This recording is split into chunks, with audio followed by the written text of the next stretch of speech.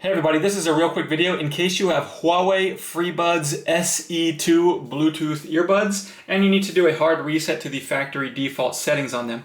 Now you're going to want to do this for one of two reasons. The first one is troubleshooting. If you're having any issues with these earbuds not connecting to your device, or if they're not pairing or syncing with the app or with Bluetooth, or if they keep disconnecting, or if you're only getting sound out of one ear, usually the left ear, a hard reset can fix a lot of these issues.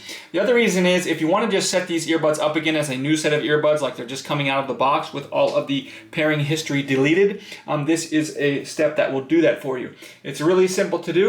All we need to do is put the buds in the case, leaving the lid open as shown here, and then we're just going to come in and touch the controls on the back of each of the earbuds with them in the case like this, and press and hold it for 10 seconds until the status indicator flashes red, which will mean that the reset has been completed. Once you do that, you can release it, take the earbuds out, and then you can pair them again with your device like you're pairing a new set of earbuds.